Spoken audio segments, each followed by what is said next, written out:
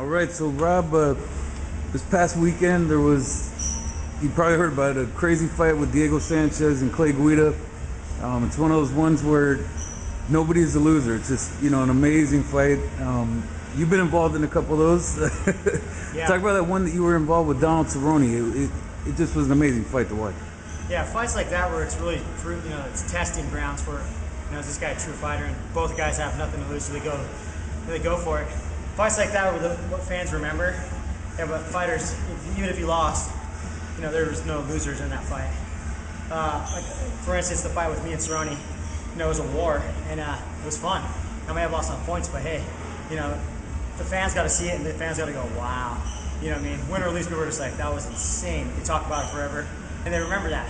When you say that's fun, I mean, the average person doesn't walk around going, I just almost died in the ring, and it was fun. I mean, talk about that. I mean, that mindset that when you go into something like that and you come out of it. I think anybody who goes into mixed martial arts and decides that's what they want to do, that's the proving ground, is inside the cage, and they make it to the level where, WEC, UFC level.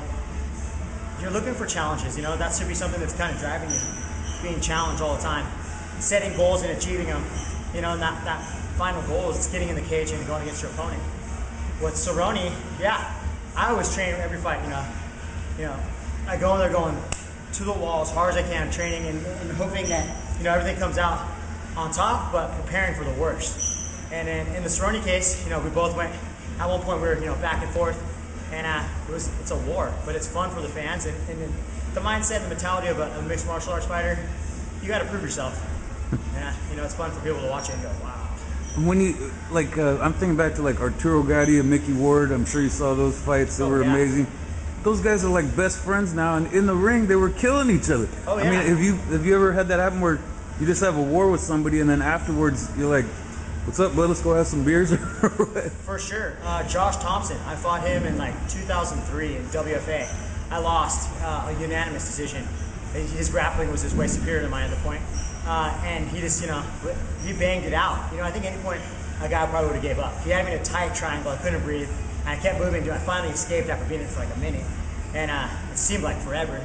But to this day, him and I are now, training partners. We're buddies. We hang out. So people trip out. Like, do you guys fight each other? Yeah. Cerrone, we went to war. And when he fought Jamie Varner, I sat with Cerrone's, family. Is that right? Yeah, and they were like, "Oh, we can't watch." I'm like, "Hey, he's tough. Don't worry. He's in there." And it's just kind of funny. It's a community. It's a camaraderie, and you put everything on the line for a minute. You may do well or you may not, but when you're at this level and you're competing, it's everybody has a lot of respect for each other. That's cool, man. And now you're back into full on hardcore training now, or no, what are you doing right now? Right now, I'm just making sure that I'm back in shape. So when I do hit my training camp, I'm ready to go. So you guys see a little bit of what I do 3 days a week. Strength and conditioning with Rob Natzel. That guy's like a wolf in sheep's clothing. Looks like a nice guy, and he's killing you. Nicest guy, very knowledgeable about strength and conditioning stuff. Got a lot of certifications and stuff from Long Beach State University. You guys, gnarly.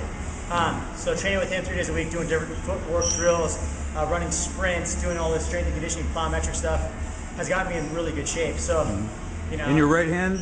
Yeah, my right hand. I just came off surgery after my last fight with Marcus Hicks.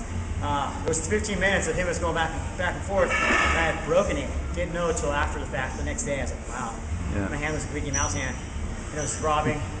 So I went on vacation, and when I got back from vacation, I needed to get an x-ray. I got an x-ray. He goes, yeah, you need pins in your hand. You broke it in 2 spots in the fracture. So I had surgery to put pins in. I just had surgery to take them out. My doctor hasn't cleared me yet to punch anything. So that's why I've been running and doing a lot of stuff to get back into shape. Okay, and so you're talking about maybe September you might be back? Nah, they wanted August. Doctor said he won't be ready. He said maybe September, so we're looking at probably November. Oh, okay. I'll be on the WEC card. Are you getting real itchy, man? I mean, yeah, I'm like, man, coming back and looking back and thinking about all the stuff and going, I love doing this. It's fun. It's just a point where I was like, I want to get in as many fights as I can. I know I got a lot of wars left in me, so let's just get them out there. Every time I walk through the airport to travel and stuff, doing stuff, people always go, oh man, I love your fights. It's kind of cool, and I think back and I go, I could have never imagined being here to the, in this point right where I'm at now. Yeah. So it's like, wow, all that hard work really paid off. Because we're talking about when you were in high school, you were living couch to couch, kind of just all over the place, right? Yeah, so it's pretty cool to think back and go, wow. It seems like I almost lived 2 different lives.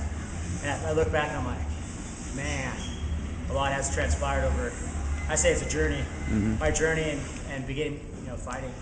I just recently got engaged too, speaking of journeys. So yeah, beautiful girl, Lexi, right? Yeah. Lexi Tyler. It's my fiance. She's a centerfold. You guys haven't figured out when you're gonna get married yet, though, have you? Probably middle of October. Oh yeah, okay. Yeah, so you're gonna what? Have a fight and then go get married? Yep. Everyone's like, man, that's gonna be where your honeymoon is. I'm like, our whole relationship's been one big honeymoon. She's been with me for 2 fights, so she knows how it is. 1 minute you're on and balls to the wall, out of nightclubs. The next minute I'm 2 times a day, every day training. So she knows how to do the switching. She's there to support me. So now, does she go to your fights? Does she actually sit? Her first ringside? fight she ever watched was the Cerrone fight. Oh my God! She flew to Florida, sat in the front row in the swing.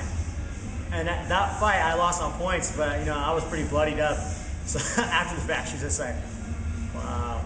And she went back for another one. Yeah. Then I fought Hicks. I trained for that one, and she was just like, wow. And after that one, I had broken hands, so she's like, yeah. I was like, hey, I've done this for 13 years. Yeah. So you give some, you take some. But I have fun doing it. When it's not fun anymore, I'll do something else. All right. Well, so what have you been doing the past few weeks? The last time we talked, you had the cookout, the intro to MMA. Yeah. What else has been going on? Just trying to keep my time occupied. People say, oh, you have such a short window of fighting. That's not the way I look at it. I'm getting paid to do something I love to do. I have a clothing company, Razor Clothing. Getting that out there, getting my brand out, and just letting the fans know that I'm stoked. I'm happy that they buy tickets, they watch the fights. Even if they don't like me, hey, I'm still one of the fighters. I'm still there to support other fighters and to support. So I've been doing a lot of autograph signings, selling a lot of my Razor Clothing merchandise, doing seminars all around the country. Just came back this weekend from doing a seminar in Louisiana with Tito Ortiz. Oh, is that right? Yeah. Where'd you guys go in Louisiana? We went to Marksville, Louisiana, at the Paragon Casino. Okay. Little casino out in the middle of Louisiana. Really cool though. It's like 2,500 people in the audience. Really? Yeah, and they were just so excited. Take a picture, sign an autograph. People were just like, oh, that's, and it's cool because there's so many fight fans, so many fighters out there. I did a seminar and I got to show them some stuff, and it was just like, how to use the cage, how to walk the cage. Wait, so break down these seminars. How long do they last? What do you guys do in them? What's up? I teach 4-hour seminars. I'll do a 30-minute break in between. Basically, it's like I'd say the Muay Thai style, the way I fight. Fight, keeping it on your feet, and then if you do hit the ground, how to get the guy back into your guard, how to use the fence to climb the wall, maybe some sweeps, a couple submissions, but I go over the basic stuff, depending on what the group is. If it's a bunch of kids and introduction stuff, maybe footwork. If it's fighters that have a few fights, I show them strikes from off the fence, turning your opponent off stuff. Basic stuff, but it's stuff that you can really use in the cage. And are you finding that there's more kids getting involved in MMA? Sorry. Yeah, man, it blows my mind. I had a buddy, Dave Thomas. He has 2 sons, Justin and Jeremy. When they were 4 years old, they got into doing jiu-jitsu. Is that right? Now they're 12, I believe. So since 4, they've been doing jiu-jitsu. They started wrestling. I believe they're like world champions now at wrestling. Wow. At that young age, they travel the country and wrestle. Yeah. And they're twin brothers, so they always go home with a training partner. Yeah.